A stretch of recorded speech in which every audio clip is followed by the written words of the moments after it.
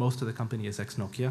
Many of us jumped off of the burning platform, I guess you could say, into the cold sea when Nokia decided to go to Microsoft and partner with Microsoft. And we continued that legacy, founding the company Jolla in 2011. So quickly, it was a small group of ex-Nokia engineers, product managers. When they found themselves without a job in 2011, in no direction, they took what was developed by Nokia and Intel and continued that development in Jolla, establishing that there in Helsinki. Very quickly after, we decided to expand to Hong Kong.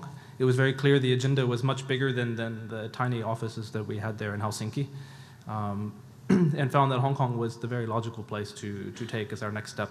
And I'll speak a little bit more to that in a second. Surprisingly, this plucky little startup launched a smartphone, as well as our own operating system that we now call Selfish, in November of 2013. We launched that in Helsinki, a very cold and dark and slushy Helsinki.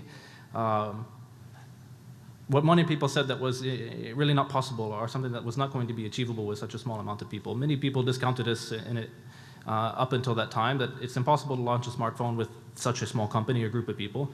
It's impossible to launch an operating system, something that companies such as Nokia and Intel had spent 1 billion euros investing or developing on their own and has yet to succeed, something that Microsoft is doing the same and struggling. But we have done both, and we continue to impress. And with our expansion to Hong Kong, it's allowing us to take this tremendous asset that we are so lucky to have, that is the Selfish operating system, and continue to develop the business further internationally. To speak a little bit to Hong Kong, that's the primary purpose of what I want to share with you today. We found ourselves located in Cyberport. I'm hoping everyone is somewhat familiar with Cyberport. I was very happy to hear about this blueprint project as well. It's a fantastic place for a startup to land their feet outside of their own home country. In Finland being quite small, there's many companies that struggle to find a way out of Finland. It's a very small market, so to develop a product or to scale a product in such a small market, it's almost impossible. But Cyberport made this for us very, very easy. Coming out of Nokia, the idea of running a company, establishing a company, registering a company, all of those things were quite foreign to many of the employees. Cyberport made this tremendously easy for us. We started in a small office of 2 desks. We've now expanded to about 10 desks, but they make that quite easy, that you can at least buy the desk. So and in addition to us having such a supportive environment in Cyberport, there's many other startups that are also there. So we don't have this challenge that we've had normally coming from ex-Nokia, that we know everything about our own industry, we know everyone in our own industry, but we want to expand and bring new products or services on top of our platform. We know no one else outside of that. And in Cyberport, we have the luxury that there's many startups from different industries where we can get engaged in finance or banking or retail or fashion, whatever it might be. All in the same place, concentrated. And it's a fantastic opportunity to network, in addition to a very easy way of getting our business started or launching in Asia. Today, globally, we are about 128 sailors. We call ourselves sailors because Jolla and the boat theme. 10 of those or so are located here in Hong Kong. In Hong Kong, we also have the chairman of our company is sitting here, as well as one of our founders. Our general manager for China is often here as well. This is my permanent base in Hong Kong, heading the company's operations. It was a very logical place to be. Manufacturing for just about every smartphone today is done in China, so the proximity of Hong Kong to China has made my life very easy in finding new products, accessories, or ensuring that that what we're shipping globally is of the quality we would expect. We also had the luxury that coming from Nokia recruited some of the best people in the world, absolutely the best people in the world. Many of them had relocated to Finland with their families and their lives to continue the Nokia story. You could see many of the countries there on this list. In 2011, many of the people from these countries that were working on what was the Nokia's MeeGo operating system found themselves without a job. They loved Nokia. It was a passionate story, and maybe a quite sad story in some ways, but it has opened tremendous opportunity for startups in Finland, and us being one of those. And I would say, in some ways, that was good for Finland, the downfall of Nokia, if you want to call it that. It has now spurred lots of startup growth, lots of new ideas. I would say it's probably better for the diversification of the industry or the tech industry in Finland in general. And we're now leveraging that luxury that both in Finland and in Asia, there's this tremendous set of talents that was ex-Nokia and in some ways also ex-Motorola that's now available to look at how we challenge the industry further. We are all personally bored with the Apple and Google story, so hopefully we can challenge that a bit. It's a bit of a challenge when you only have 128 people to take on a Google of the world, but that's exactly what we're trying to do. So far, we raised about 30 million euros.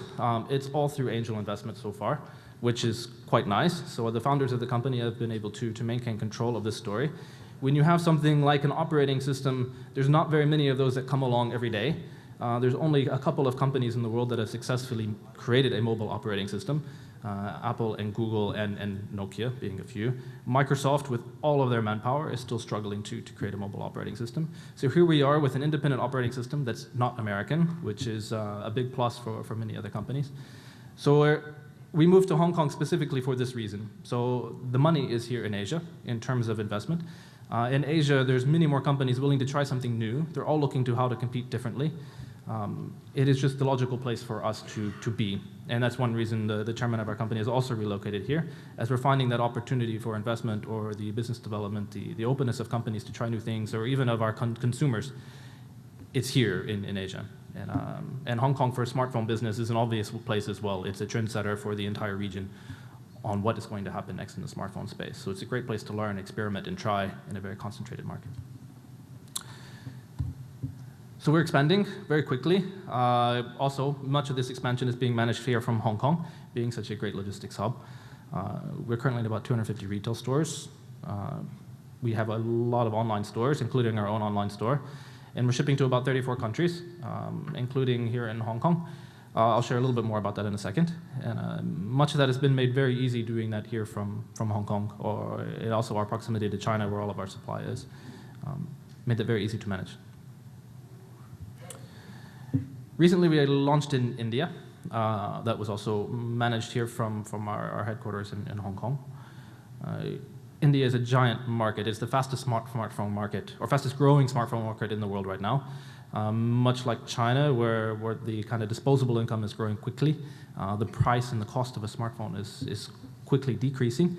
We're finding tremendous opportunity for new smartphone customers that not yet have understood what a Google or an Apple is, or never would have a chance to afford one of those devices, to try something new. And that's what we're trying to enter these markets with, something slightly different than what has been there for the last few years. These are two of our founders in India. One of them is located here in Hong Kong, the other in Finland. We launched with Snapdeal, which is the largest e-marketplace in India, so larger than the Amazons and those kinds of guys. A tremendous partner in terms of the reach. They are also a startup company, so we have to keep in mind that India is also a brand new market. The idea of e-commerce is something very new for them. But I think it's now this year 70% of transactions are done on a mobile phone. So when people go shopping online in India, it's almost all done exclusively on mobile. So when we think of the future for mobile and what is going to be the differentiator going forward, we all need to really think a little differently than the next beer app that may be available on your iPhone. We also launched in Russia. And mainly here, it's the proximity to China that has made this easier. But it's also a giant market with its own ecosystem and very quickly going its own direction, where they're finding that not necessarily the Google way is the Russian way. And many local players are bringing services or content that's more relative to the local market, much like in India as well, and what's already been well established in mainland China. So places where there's not that stronghold from Google, we're finding tremendous opportunity and interest in something different that breaks them further away from what Google is quickly tightening or strangling them with. So Hong Kong. We're so lucky to launch in Hong Kong with HRI, or Hutchinson Telecommunications, to be such a tiny company. These kind of global players such as HRI typically only entertain the largest of manufacturers. So your Nokia, your Apple, Samsung, and that's about it in their portfolios. So the idea that this company would come and take a bet or take a chance on tiny Jolla was a little intimidating for us at first, but luckily they understood we were small. We didn't have the resources of Samsung, whether it be from a marketing point of view, testing, quality, those kinds of things. But very, very supportive. And launching in Hong Kong with HRI was really the ideal situation. It's a smaller market. It's a concentrated market. It's well educated in smartphones. There's also a nice physical retail environment here. It's not exclusively online like you have in some other markets when it comes to electronic shopping. So we had a really great chance to experiment a bit. Here's one of our founders, Mark Dillon, in Hong Kong. When we were at our launch event together with Three, you can see the burning platform that says Nokia on that. Maybe it's too fuzzy in that picture or not. But that was the burning platform that was Nokia that we all jumped off of into the tiny little Jolla, and we sailed away to establish this, our company, Jolla Limited. The chairman of our company this is the same event here in Hong Kong. In Hong Kong, you have to be careful exactly what celebrities or what famous people or what names you may drop. Li Ka-shing had mentioned that there was still room for a third operating system here in Hong Kong, or a third ecosystem, I should say. So there's iPhone and there's Android, and we don't know what else is coming, and that there was still room for some competition. We brought that up, and the press went a bit crazy. I think there was even some photoshops of our chairman with Li Ka-shing shaking hands. They weren't actually real photos, if I remember correctly. But it was great. The tremendous. We've had to leverage the press tremendously, as our marketing budget is about this big. So getting a new brand established, getting your name out there, creating some awareness of who you are, getting people to trust you or to try you even is not so easy. It's a big bet for some people when you're spending a few €100 or a few thousand Hong Kong on a smartphone.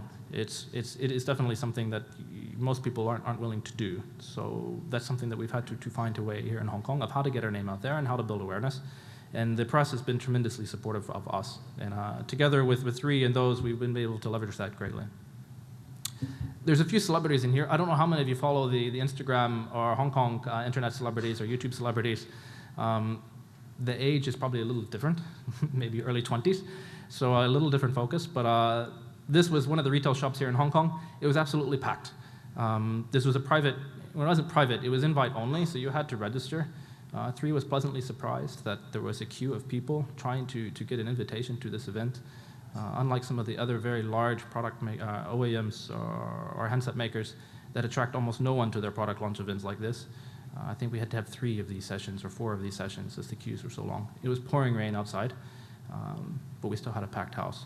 So I'd have to say many thanks to Hong Kong, because from this kind of event or this kind of experience, by bringing in a partner like Three, it has made what Jolla is doing legitimate now globally. So we have to beat the number of interested parties or partners down with the stick. Okay, so 1 more minute.